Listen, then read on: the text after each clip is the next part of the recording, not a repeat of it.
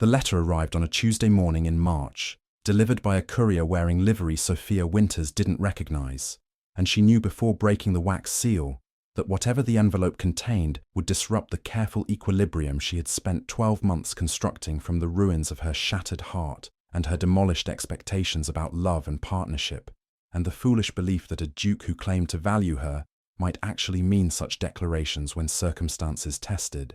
His commitment.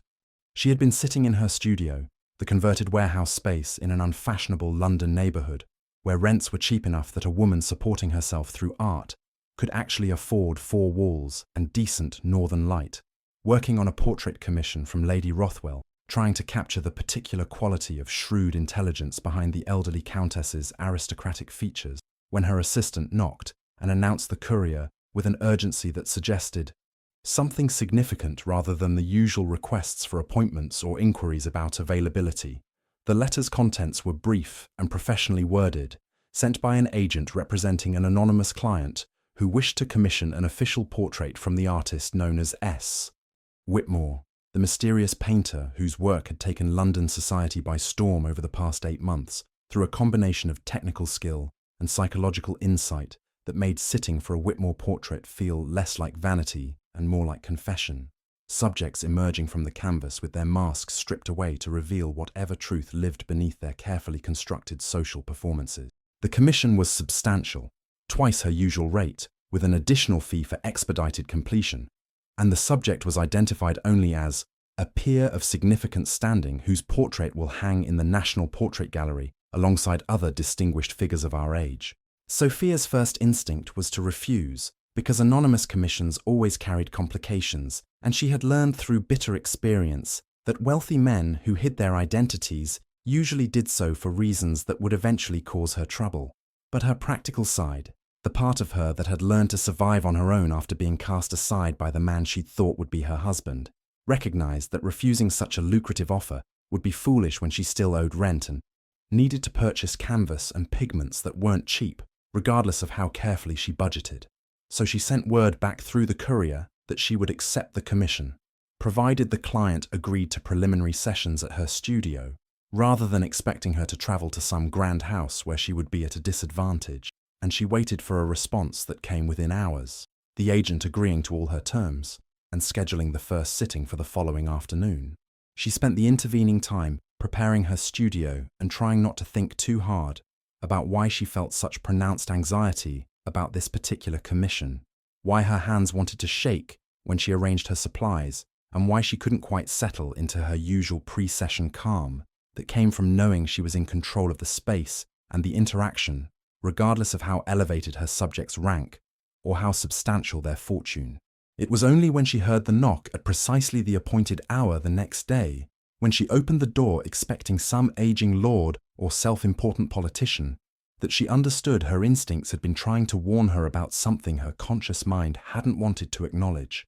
Standing on her threshold, looking as devastatingly handsome and as wretchedly guilty as she remembered, from 12 months of trying to forget, was Christopher Ravenhill, Duke of Blackthorn, the man who had courted her for 8 months with apparent sincerity before destroying her with a cruelty so casual and complete that she had spent 2 months unable to eat or sleep or function as anything resembling a normal human being. The world seemed to tilt slightly, sounds becoming muffled and distant while her vision tunneled until all she could see was his face.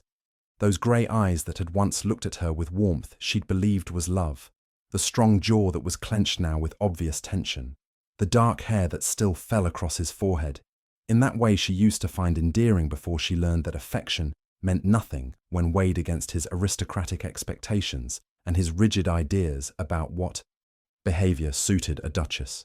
She gripped the doorframe to steady herself, forcing air into lungs that seemed to have forgotten how breathing worked, and when she finally managed to speak, her voice emerged cold and flat despite the chaos churning in her chest. "So, the anonymous client reveals himself," she said, proud that she sounded composed rather than shattered, professional rather than devastated by his sudden reappearance in her life.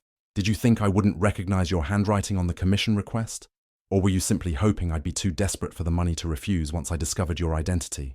Christopher flinched at her tone, his hands clenching and unclenching at his sides in a gesture of nervousness, she'd never seen during their courtship, when he'd always been perfectly controlled, perfectly confident in his judgments and his decisions, and his right to determine what was best for both of them, regardless of whether she'd been consulted about such determinations. "I thought if I revealed my identity in advance, you would refuse the commission before I had any opportunity to explain," he admitted, his voice rougher than she remembered, as if the past year had worn away some of his aristocratic polish to expose something more human underneath. "And I needed to see you, Sophia. I needed to talk to you. This seemed like the only approach that might actually get me through your door, rather than having you slam it in my face the moment you recognized me." "How clever of you," Sophia replied, her voice sharp with the anger she'd thought she'd processed over 12 months of rebuilding herself from the ashes of his rejection. "Manipulating me into accepting a commission before revealing you're the subject. That's very much your style, isn't it? Making decisions about what I should do, what's best for me, without bothering to ask whether I might want to participate in such decisions. Tell me, Your Grace, did it even occur to you that I might not want to see you? That I might have spent the past year specifically avoiding situations where I would be forced to encounter the man who told me I was unsuitable to be his wife, because I cared too much about my art to abandon it simply because he found painting an inappropriate hobby for a duchess?" She saw him absorb the hit, saw the way her words landed with force that suggested genuine impact rather than glancing off the armor of aristocratic indifference. And when he responded, his voice carried a weight of regret that sounded authentic enough to make her chest tighten, despite her determination to feel nothing but cold anger toward this man who had so thoroughly devastated. "I know I have no right to your time or your attention," he said quietly.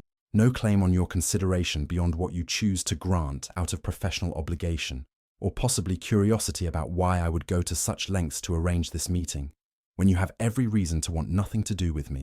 But Sophia, I'm asking, begging, really, for you to let me explain what happened last year. Not because explanation will somehow make everything acceptable or erase the damage I caused, but because you deserve to understand that nothing I did had anything to do with you being unsuitable or inadequate, or any of the things you probably believed about yourself after I ended our courtship so brutally and with such insufficient justification." Sophia studied his face, searching for signs of manipulation or performance, but found only what appeared to be genuine remorse, mixed with desperate hope that she might grant him the audience he was requesting, and she felt something crack inside her carefully maintained defenses, despite every instinct that screamed she should refuse and protect herself from further pain. "You have 6 sessions," she heard herself say, the words emerging before caution could prevent them. "That's how long a portrait of this complexity requires. 6 3-hour sessions where you sit still and I paint. You can talk during those sessions. I may or may not listen, may or may not respond, may or may not believe whatever explanation you've spent a year preparing. But at the end of 6 sessions, you get your portrait and I get my fee, and then we never have to see each other again. Those are my terms. Accept them or leave now." "I accept," Christopher said immediately, visible relief crossing his features. "Thank you, Sophia. Thank you for giving me this chance even though I don't deserve it." "You're right," Sophia replied coolly, stepping aside to let him enter her studio. "You don't deserve it. But apparently I'm curious enough about what possible explanation could justify your behavior that I'm willing to endure 6 sessions of your presence to hear it. Don't mistake curiosity for forgiveness, I'm a long way from forgiving you for what you did, and I may never reach that destination regardless of what truths you reveal during our time together." The first session began with loaded silence, Christopher settling into the chair Sophia indicated, while she arranged her supplies with mechanical precision, using the familiar rituals of preparation to steady herself against the emotional chaos his presence created in her supposedly secure and carefully controlled environment. She had transformed herself over the past 12 months, rebuilt her identity from confused girl desperate for aristocratic approval into independent artist supporting herself through talent and determination rather than dependence on any man's regard.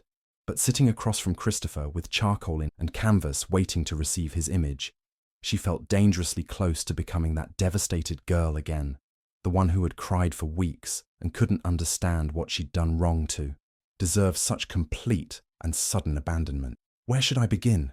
Christopher asked, after perhaps 10 minutes of silence, during which Sophia sketched preliminary lines.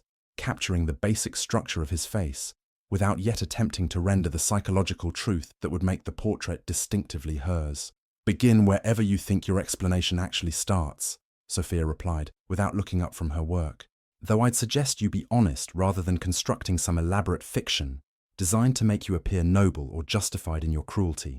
I've spent a year analysing what happened, and I'm not inclined to accept any explanation that requires me to believe you were somehow protecting me by destroying me, that your brutal rejection was actually an act of love disguised as contempt." She saw him wince at her phrasing, saw the way his jaw tightened with what might have been shame or possibly pain, and when he spoke, his voice carried a roughness that suggested genuine emotion rather than performed regret. "My sister Margaret died 14 months ago, in childbirth according to the official records. Complications during delivery, nothing anyone could have prevented. One of those tragic losses that sometimes occur despite the best medical care and the most skilled attendants. But I never believed that explanation, Sophia. Margaret was healthy throughout her pregnancy, strong and excited about becoming a mother, attended by London's most respected physicians, including Dr. Edmund Ashford, who had treated our family for years, and who everyone considered absolutely trustworthy and skilled beyond question." Sophia's hand stilled mid-stroke, her entire body going rigid at the name, and when she looked up from her canvas, her eyes met Christopher's with an intensity that made him lean forward slightly, as if drawn by the force of her sudden focus. "Dr. Ashford," she repeated, her voice carefully neutral despite the ice flooding her veins. "You're saying Dr. Ashford attended your sister's death?" "You know him," Christopher said, and it wasn't a question, but rather a statement of recognition, as if he'd seen in her reaction confirmation of something he'd suspected or feared. "How do you know him, Sophia? In what context have you encountered a man whose name makes you look like you've seen a ghost?" She set down her charcoal with trembling fingers, her mind racing through implications and connections she hadn't made before this moment, and when she responded her voice was tight with barely suppressed emotion. "He treated me," she said flatly. "After you ended our courtship, and I spent 2 months unable to function as anything resembling a normal person, my mother called Dr. Ashford because he was known as the finest physician in London for treating women's nervous disorders.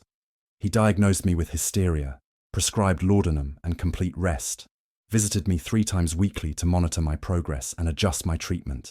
I took his medicines for 6 weeks, and during those 6 weeks I felt worse, foggy and disconnected, and plagued by nightmares that made sleep almost worse than waking. It was only when I overheard him telling my mother that I would require long-term careful management that something in his tone frightened me enough that I started pretending to take the medicine while actually hiding it, and once the laudanum cleared from my system, I realized I didn't have hysteria at all. I had heartbreak, which is grief, which is a normal human response to loss, rather than a medical condition requiring drugging into compliance." Christopher had gone pale during her recitation, his hands gripping the arms of his chair with enough force that his knuckles showed white, and when he spoke, his voice shook with barely controlled fury. "He drugged you," he said, the words emerging like they tasted of ash. "The thing I was trying to prevent by ending our courtship, the danger I thought I was protecting you, happened anyway because my attempt at protection delivered you directly into his reach.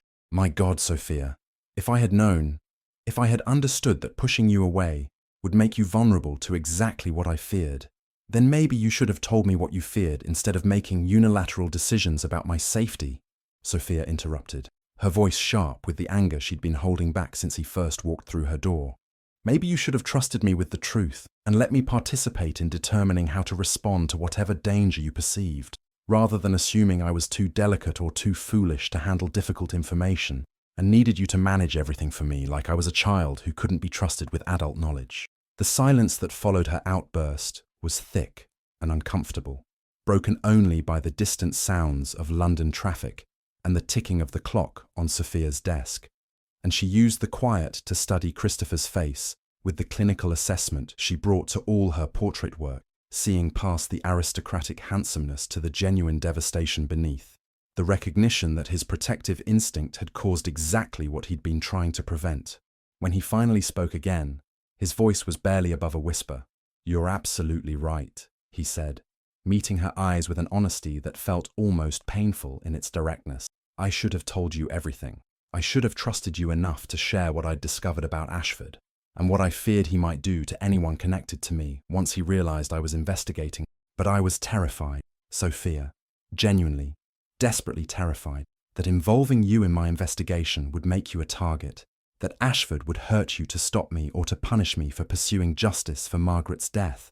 So I convinced myself that the kindest thing I could do, the most protective action I could take, was to end our courtship so brutally that you would hate me and want nothing to do with me, would be completely separated from my life and therefore safe from any danger that might come from my connection to a man I believed had murdered my sister and possibly other women under his care. What made you suspect murder? Sophia asked, because understanding the full scope of his investigation mattered even if it didn't excuse his behavior, even if knowing his motivations didn't repair the damage his choices had caused. What evidence convinced you that Margaret's death wasn't the tragic accident everyone believed it to be? Christopher leaned back in his chair, his eyes distant as if seeing something beyond Sophia's studio walls. Margaret sent me a letter 3 days before she died, he said quietly. A letter that arrived after her death, that she must have written, knowing something was wrong, knowing she might not survive whatever was happening.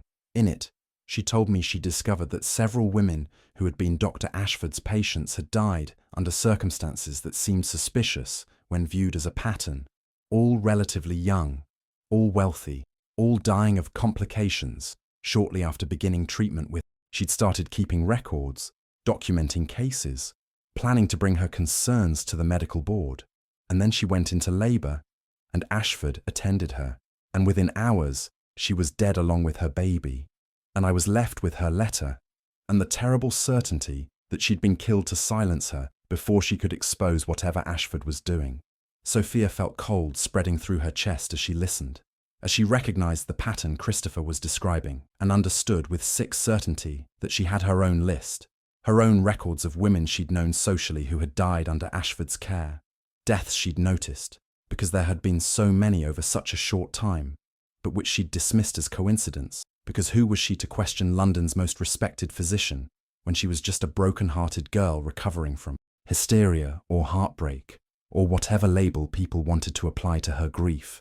I have a list too, she heard herself say, moving to her desk and retrieving the small leather journal where she'd been keeping private notes.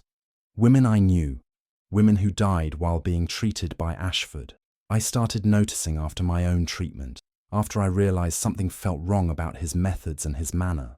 I've been documenting cases for 8 months, but I had no proof of anything criminal, no evidence beyond a pattern that might be coincidence, and my own unsettled instinct that something wasn't right about a man everyone else trusted completely.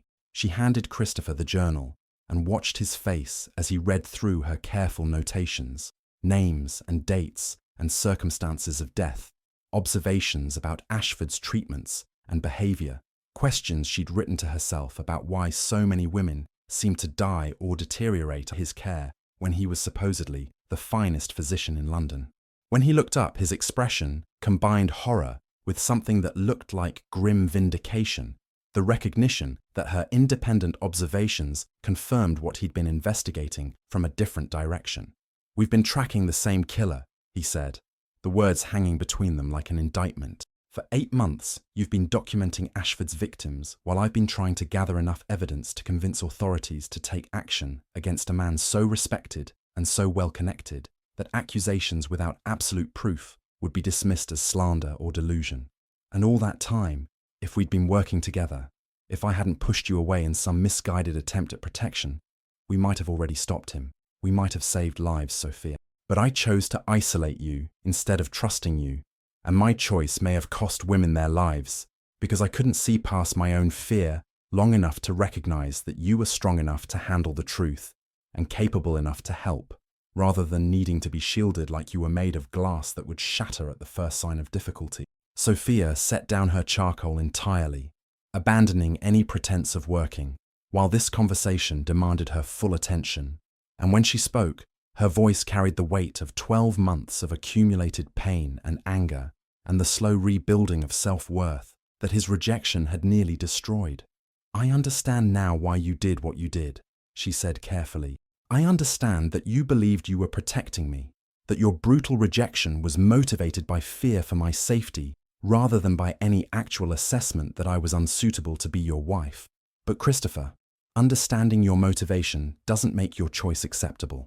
It doesn't excuse the fact that you decided for me, without my knowledge or consent, that being protected from danger was more important than being treated as an equal partner, capable of making my own informed decisions about risk and safety, and whether I was willing to face potential threat in service of justice for your sister and the other women Ashford killed.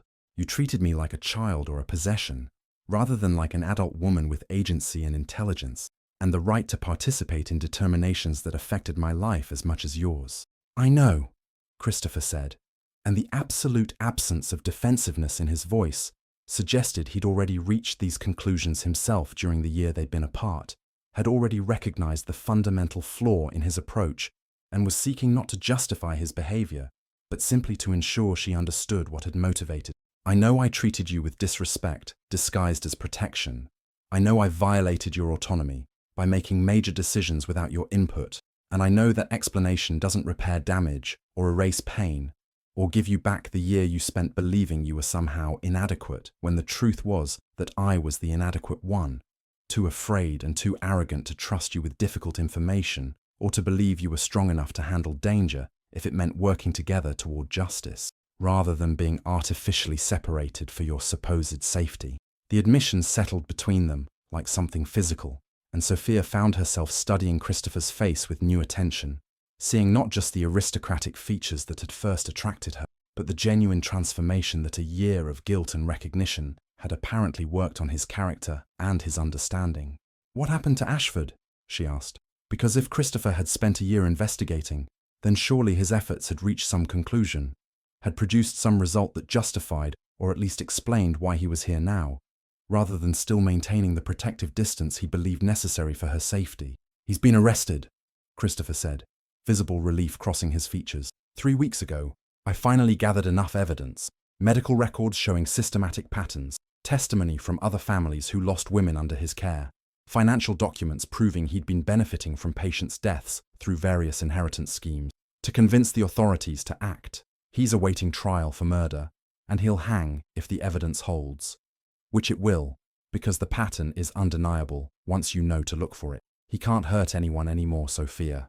The threat that made me push you away no longer exists, and I've returned to London specifically to find you, to explain what happened, to ask if there's any possibility you might consider giving me another chance to prove I can be the partner you deserve, rather than the controlling protector I was when I destroyed everything we'd been building together. Sophia rose from her stool and walked to the window, needing distance and space to process everything he'd revealed, to sort through the complicated tangle of emotions his explanation had created.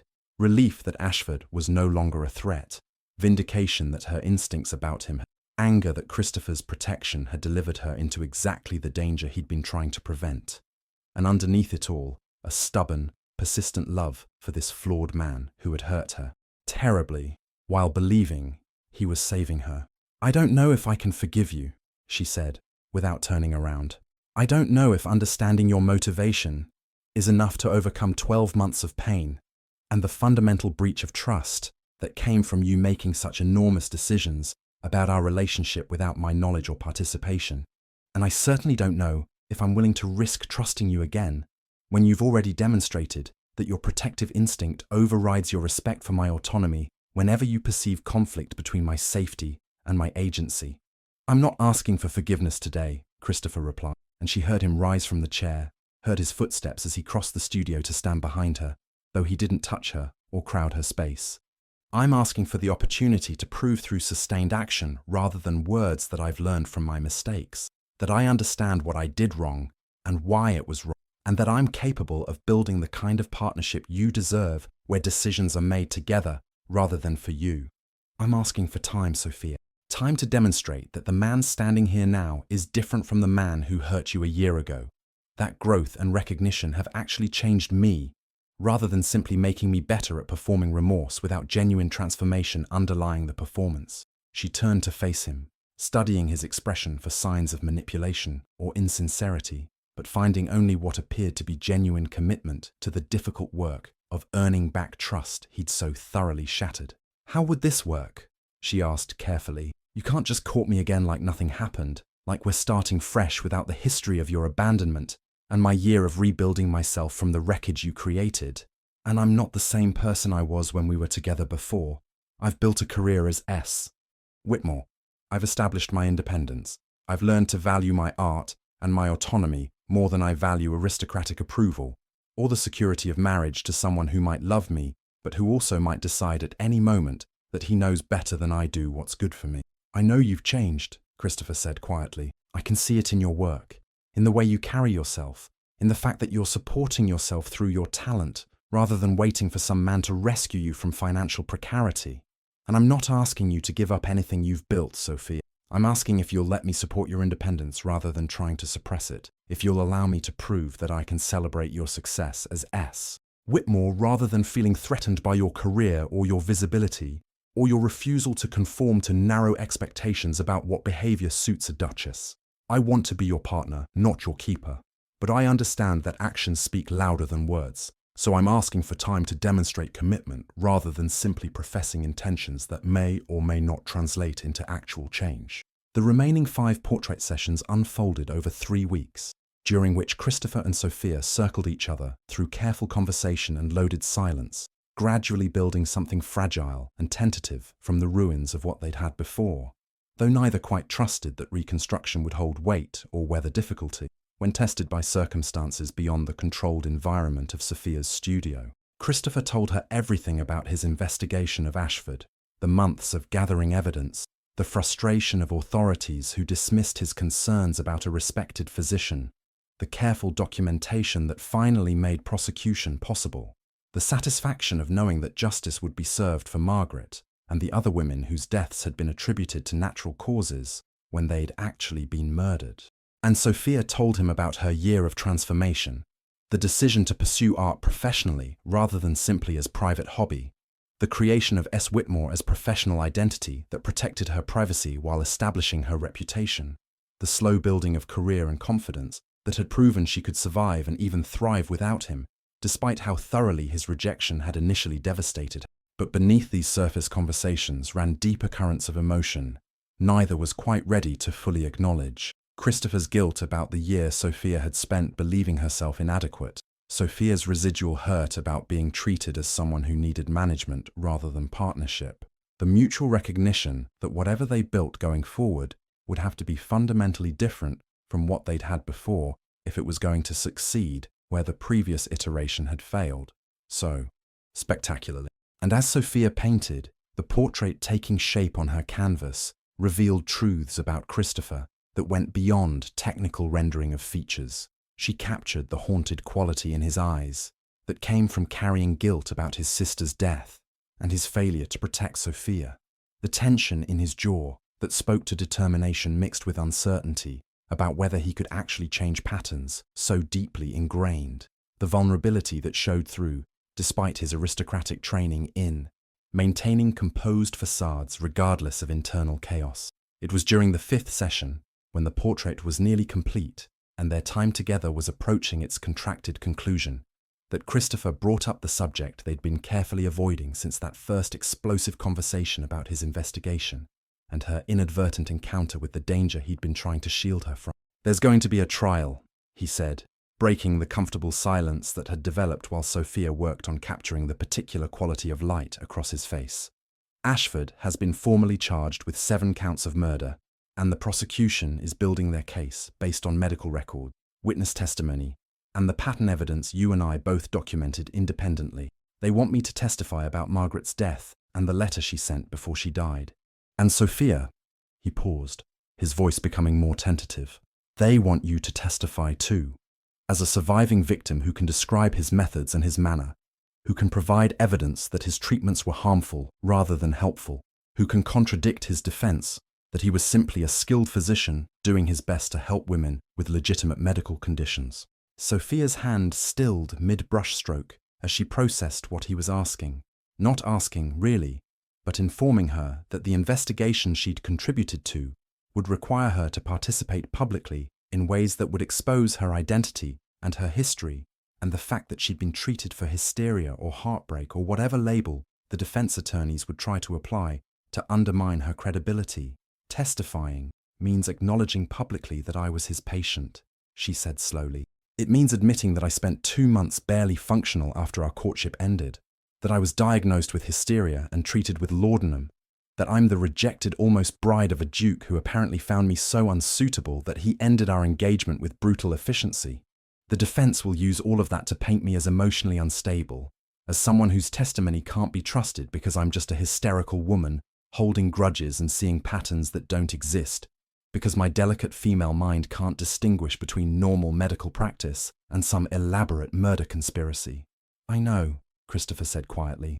I know what testifying will cost you in terms of privacy and dignity and exposure to exactly the kind of dismissive treatment you've spent a year escaping, and I will understand completely if you choose not to participate, if you decide that protecting yourself matters more than helping prosecute a man who tried to kill you, even if his attempt failed because you were strong enough and smart enough to recognize danger and stop taking the poison he was feeding you disguised as medicine. But Sophia, if you do choose to testify, I will be there beside you through every moment of the trial. I will publicly acknowledge my role in your breakdown, that ending our courtship devastated you, that I am responsible for the circumstances that made you vulnerable to Ashford's predation, that your emotional state was a normal grief response rather than mental instability requiring medical intervention. I will make it clear to everyone that you're not some hysterical woman, but rather a survivor who recognized she was being harmed and took action to save herself when no one else understood the danger you faced. Sophia set down her brush and studied the man sitting before her, the portrait on her canvas, and the living subject, both revealing someone fundamentally different from who he'd been a year ago, when he believed protection required isolation and safety, demanded secrecy rather than partnership. You would publicly take responsibility for hurting me, needing to understand the full scope of what he was on. You would tell London society that you broke my heart so badly that I couldn't function for months, that you take blame for my vulnerability to Ashford's exploitation. That's not just supporting my testimony. That's demolishing your own reputation as the faultless duke who somehow couldn't help rejecting an unsuitable bride. You'd be admitting you were wrong, that your judgment was flawed, that you hurt someone you claimed to care about through actions that were ultimately harmful, despite your protective intentions. Yes, Christopher said simply. I would do all of that because it's the truth, and because you deserve to have your truth validated rather than dismissed, and because if standing beside you during the trial costs me socially, then that's a small price to pay for the damage I caused through my failure to trust you with difficult information, and my arrogant assumption that I knew better than you did what you needed or could handle. Your testimony matters, Sophia. Your survival matters. Your story matters.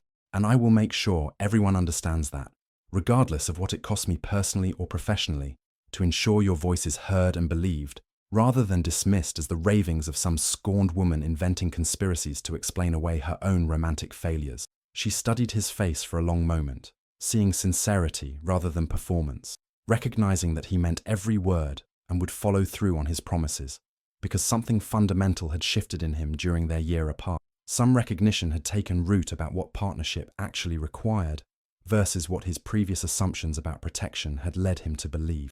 I'll testify, she said finally, the decision forming even as she spoke it. Not because you've asked me to, or because I owe you anything after what you did, but because other women deserve justice, and because my testimony might help ensure Ashford never harms anyone else. But Christopher, understand that agreeing to testify with your support doesn't mean I've forgiven you, or that we're somehow reconciled. It means I'm choosing to work with you toward a common goal, same as we did when we shared our research about Ashford's victims. Don't mistake cooperation for absolution. I wouldn't dream of it, Christopher replied, something that might have been hope or possibly relief flickering across his features. But Sophia, I'm asking for one more thing beyond your testimony. After the trial concludes, regardless of the verdict, would you consider visiting Blackthorn Hall? I want to show you something I've done there, something that matters whether or not you ultimately decide to give me another chance at building a relationship with you. Will you at least grant me that? One visit to see what I've created, and then you're free to make whatever decisions you need to make about whether I'm someone worth trusting again, or someone best left permanently in your past. Sophia returned to her painting, adding final details that would transform the portrait from technically competent to psychologically revealing, and she considered his request with the same careful assessment she'd been applying throughout their sessions together. After the trial, she finally agreed. After we've both testified, Ashford has faced justice for what he did to your sister and to me and to all the other women whose names are in my journal and yours. After all of that, I'll visit Blackthorn Hall and see whatever you want to show me. But I'm not promising anything beyond that one visit, Christopher.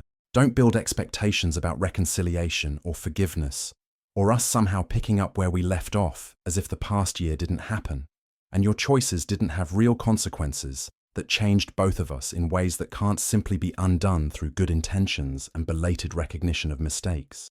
Understood, Christopher said, and the gratitude in his voice suggested he knew exactly how much trust she was extending by agreeing to this much, by allowing him continued access to her time and attention when she had every reason to cut him off entirely and protect herself from further pain. The trial of Dr. Edmund Ashford lasted 3 weeks and dominated London society's attention with the kind of fascinated horror that only a scandal involving a respected figure and shocking revelations about hidden depravity could generate. Every newspaper carrying daily accounts of testimony and evidence, every drawing room buzzing with speculation about how many women Ashford had actually killed and whether the 7 murders he'd been charged with represented only a fraction of his actual victim. Sophia testified on the trial's 8th day, spending 6 hours on the witness stand describing her treatment under Ashford's care, the fog of laudanum, the progressive worsening of her condition, despite his assurances that she was improving, the moment she'd overheard his comments about long-term management that had frightened her enough to stop taking the medicine he prescribed, the clarity that had returned once the drugs cleared her system, and she'd recognized that grief over a broken heart was not mental illness requiring chemical suppression. The defense attorneys had attempted exactly the strategy she'd predicted, trying to paint her as emotionally unstable and bitter about her failed courtship, suggesting that her testimony against Ashford was motivated by feminine spite rather than genuine concern about his medical practices. But Christopher had been there throughout her testimony, as he'd promised, and during the defense's cross-examination, he'd requested permission to address the court directly, using his position as a peer to command attention and respect that the attorneys couldn't simply dismiss or talk over. He'd described ending their courtship, had taken full responsibility for the pain his actions caused, had explained that Sophia's emotional devastation had been normal human response to betrayal rather than evidence of mental instability, and had made clear to everyone present that her vulnerability to Ashford's exploitation had been created by Christopher's own failures rather than by any inherent weakness or fragility in Sophia's character or temperament. His testimony had shifted the trial's entire tenor, transforming Sophia from potentially unreliable witness into sympathetic survivor, while simultaneously establishing Christopher as someone willing to publicly acknowledge personal failure rather than hiding behind aristocratic privilege. And by the time both of them finished testifying, the prosecution's case had been substantially strengthened through their combined credibility and the obvious sincerity with which they'd both approached their duty to seek justice for Ashford's victims. The trial concluded 2 weeks later with a guilty verdict on all 7 murder charges, and Ashford was sentenced to hang for his crimes, his reputation destroyed, and his carefully constructed facade of respectability shattered by the accumulated weight of evidence about systematic poisoning and deliberate exploitation of vulnerable women under the guise of medical treatment. Sophia attended the trial's final day to hear the verdict, and when the judge pronounced Ashford guilty, she felt something release in her chest that she hadn't realized she'd been holding tight. Not quite relief, because nothing about the trial or its outcome could restore the lives Ashford had taken, or erase the trauma he'd inflicted on survivors like herself, but perhaps a sense of validation, recognition that her instincts about danger had been correct, and that speaking up about what she'd experienced had contributed to preventing future harm, even if it had come too late to save women like Christopher's sister Margaret, who had died trying to expose Ashford's crimes. Christopher found her outside the courthouse after the verdict, his face showing the same complicated mix of emotions she felt: satisfaction that justice had been served tempered by grief that it had come too late for too many victims, relief that the threat was permanently eliminated, mixed with guilt about what various people had suffered before Ashford was finally stopped.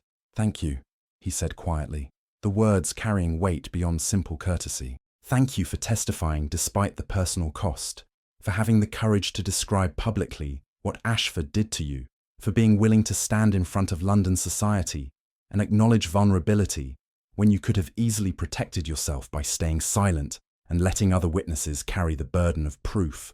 Your testimony mattered, Sophia. It helped secure the conviction that might not have come without survivors willing to speak about experiences that many women would have kept private out of shame or fear of judgment. It wasn't just for you, Sophia replied, because she needed him to understand that her motivations extended beyond their complicated relationship or any lingering feelings she might have about his betrayal and his belated attempts at redemption. I testified for Margaret, and for all the other women Ashford killed, and for myself because staying silent would have meant letting fear control my choices, when I've spent a year learning to value my own voice and my own judgment over other people's opinions about what behavior suits women of my station. But Christopher, I kept my promise. I testified at the trial. Now it's your turn to keep yours. You said after the trial you wanted to show me something at Blackthorn Hall. I'm ready to see it if the offer still stands. It stands, Christopher assured her. It will always stand, regardless of what happens between us personally, or whether you ultimately decide that I'm too damaged by my past mistakes to risk building a future with. What I want to show you exists independent of our relationship, created for you, whether or not you choose to accept the implications of its existence. When can you travel? I can arrange a carriage whenever it suits your schedule. They settled on the following week, after Sophia had completed her current portrait commissions and ensured her studio would be secure during her absence. And when the day arrived, she found herself in Christopher's comfortable carriage, travelling north toward the estate where he'd broken her heart 14 months earlier, returning to the place of her greatest pain to see whatever mysterious creation he believed mattered enough to risk reopening wounds that had barely begun to heal. The journey took most of a day, and they spoke little during the travel, both seemingly lost in private thoughts about what they were approaching and what it might mean. And when Blackthorn Hall finally appeared on the horizon, Sophia felt her breath catch at the sight of the grand house where she'd once imagined living as Christopher's wife, before his rejection had taught her that imagining and achieving were very different things when dealing with men who believed they knew better than women, what women actually needed or wanted.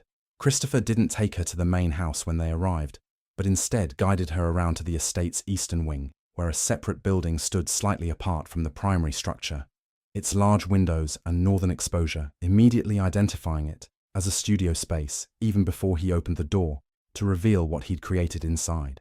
The room was flooded with perfect light from those massive windows, the walls lined with storage for canvas and supplies, multiple easels positioned to take advantage of different angles and qualities of illumination, a comfortable seating area where subjects could rest during long sessions, everything an artist could possibly need to work at the highest level of their craft, with none of the compromises or accommodations that characterize Sophia's functional, but far from ideal London studio. This was Margaret's sitting room, Christopher said quietly, as Sophia stood frozen just inside the door, trying to process what she was seeing and what it represented. After she died, I couldn't bear to enter it, couldn't stand seeing the space where she'd spent so many happy hours reading and writing letters and planning for the child she never got to raise. But 3 months ago, I realized I was preserving the room as a shrine to my grief rather than as a celebration of, and I decided to transform it into something that honored what Margaret would have wanted, a space for creation rather than mourning, a studio for art rather than a monument to loss. I had it converted according to specifications I gathered from London's finest portrait art, ensuring every detail would serve someone working at the highest professional level. And Sophia, he turned to face her directly, his eyes holding hers with an intensity that made her pulse quicken, despite her determination to remain unmoved by whatever gesture he was making. This space is yours if you want it, whether you ultimately decide to give me another chance or not, whether you choose to stay in London or spend any time here at Blackthorn. This studio exists for you and will remain available to you regardless of what happens between us personally. It's not a bribe or a manipulation or an attempt to obligate you into forgiving me. It's simply an acknowledgement that you are an artist of genuine talent and considerable achievement, and artists deserve a proper workspace that allows them to pursue their craft without the limitations that inadequate facilities impose on creative work. Sophia moved deeper into the studio, running her fingers over the smooth surface of the largest easel, examining the quality of the stored supplies, testing the light from different positions, and recognizing with growing wonder that this space was not just adequate, but actually superior to many professional studios she'd visited or worked in during her career as S. Whitmore. "Why would you do this?" she asked, her voice coming out rougher than she'd intended, thick with emotions she couldn't quite name or control. "Why would you invest such effort and expense in creating a workspace for someone who has made clear she may never forgive you for what you did? Who might use this studio a few times and then disappear from your life permanently once she's decided you're not worth the risk of trusting again? Because you deserve it," Christopher said simply. "Because you're an extraordinary artist whose work deserves proper support, regardless of whether that support comes from me or someone else. And because creating this space allowed me to transform my grief about Margaret into something productive rather than letting it consume me through passive mourning. And yes, I hope that providing you with this studio might demonstrate something about how I've changed, about my willingness to support your career rather than trying to suppress it, about my recognition that your art is essential to who you are, rather than an inappropriate hobby that should be abandoned to suit someone else's narrow expectations about proper behavior for women of certain ranks. But Sophia, even if you use this space once and then never return, even if you decide tomorrow that I'm irredeemable and you never want to see me again, this studio will still exist and still be available to you because it represents a commitment I'm making to supporting your work, independent of whether you choose to have me in your life." She turned away from the easel to study his face, searching for manipulation or hidden expectations, but found only what appeared to be genuine sincerity, mixed with the kind of vulnerability that came from offering something meaningful and then waiting to see whether the offering would be accepted or rejected as insufficient compensation for past failures. "This doesn't fix what you broke," she said carefully, needing him to understand that grand gestures couldn't simply erase a year of pain or repair trust that had been so thoroughly shattered. "This doesn't make up for the way you ended our courtship or the year I spent believing I was somehow inadequate. It doesn't excuse your decision to make choices for me rather than with me because you thought you knew better what would keep me safe." "But Christopher," she paused, trying to find words adequate to the complicated thing she was feeling. "It does show me that you've been listening, that you understand what went wrong and why it was wrong, and that you're trying to demonstrate change through actions rather than just professing intentions that may or may not translate into actual improvement. Is that enough?" Christopher asked quietly. "Is understanding and demonstrated effort enough for you to consider giving me another chance? Or do I need to do more, prove more, demonstrate more before you'll trust that I've genuinely changed rather than simply gotten better at performing remorse while maintaining the same fundamental patterns that caused problems before?" Sophia walked to the large windows and looked out over the Blackthorn estate ground, seeing the formal gardens and the parkland beyond and the tenant cottages. Distance, all of it representing the life she might have had if Christopher hadn't destroyed their relationship through his well-intentioned but ultimately harmful attempts at protection. "I don't know," she admitted, the honesty feeling both vulnerable and necessary. "I don't know if I can trust you again after you've already proven that your protective instinct overrides your respect for my autonomy whenever you perceive conflict between the two. I don't know if actions over a few months are sufficient to overcome patterns that seem deeply ingrained in how you approach relationships and responsibility. And I don't know if I'm brave enough to risk my heart again with someone who already shattered it so thoroughly that I spent 2 months barely functional, and then another year rebuilding myself from fragments." She turned back to face him, seeing the fear and hope warring in his expression. "But I'm willing to try," she continued, the words surprising her, even as she spoke them. "I'm willing to spend time together, to see if what you're showing me now is sustainable change or just temporary performance that will revert to previous patterns once immediate pressure to prove yourself has passed. I'm willing to use this studio and accept your support for my work and observe how you respond when my career creates complications or requires compromises from you, rather than expecting me to abandon my art to suit your convenience or your ideas about what behavior suits a duchess. But Christopher, understand that I'm not promising reconciliation or forgiveness, or any guarantee that this will end with us together. I'm promising to give you the opportunity to demonstrate sustained change, and whether that opportunity leads to renewed relationships or simply to better understanding before we part permanently is something neither of us can predict until we actually do the work of figuring out whether trust can be rebuilt after being so thoroughly destroyed. I'll take it, Christopher said immediately, obvious relief flooding his features.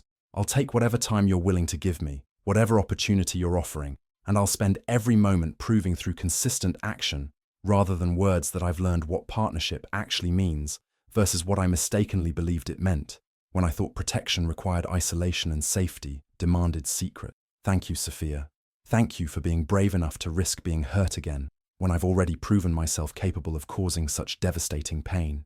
The weeks that followed settled into an unexpected rhythm, as Sophia divided her time between her London studio and the workspace Christopher had created for her at Blackthorn, gradually growing accustomed to his presence in her life again, but now on terms she controlled, rather than terms he dictated, through assumptions about what she needed.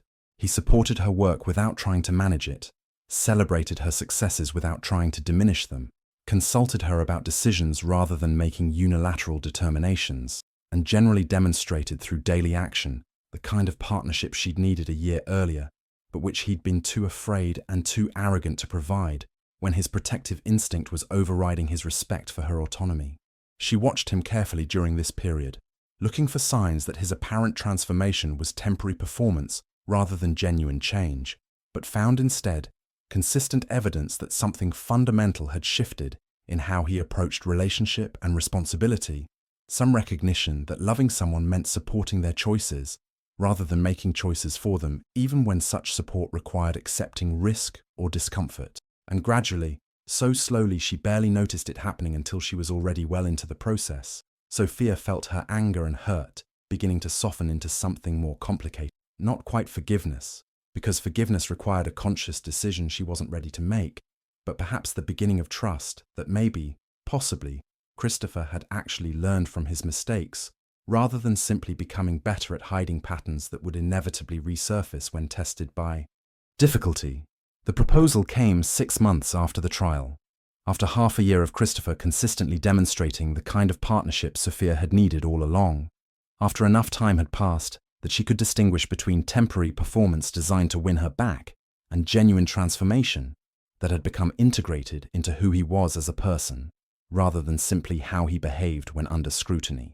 They were in the Blackthorn studio, where Sophia had been working on a series of portraits she called After the Breaking, studies of women who had survived various traumas and emerged changed but not destroyed, stronger in some ways, even as they carried permanent marks of what they'd endured. When Christopher entered carrying tea and asking if she needed anything before he retreated to his study to handle correspondence and let her work without interruption. "Actually," Sophia said, setting down her brush and turning to face him, "there is something I need. I need to know if this is real, if what we've been building these past months is sustainable, beyond the immediate pressure you've been under to prove yourself, if you're genuinely capable of maintaining this level of respect for my autonomy and support for my work when circumstances become difficult, or when my choices create complications that affect you directly, rather than remaining conveniently separate from your own life and obligations." Christopher set down the tea tray and moved closer, his expression serious as he recognized the weight of her question and the necessity of answering with complete honesty rather than simply offering reassurance designed to make her feel better in the moment. "I can't promise I'll never make mistakes," he said carefully. "I can't guarantee that my protective instinct won't sometimes surge up and make me want to shield you from difficulty or danger, that I won't occasionally struggle with the tension between wanting to keep you safe and respecting your right to make choices that involve risk. But Sophia, I can promise that I've learned to recognize when those instincts are leading me toward controlling behavior rather than supportive partnership, and I can commit to talking through those moments with you rather than making unilateral decisions based on what I think you need, without actually asking what you want.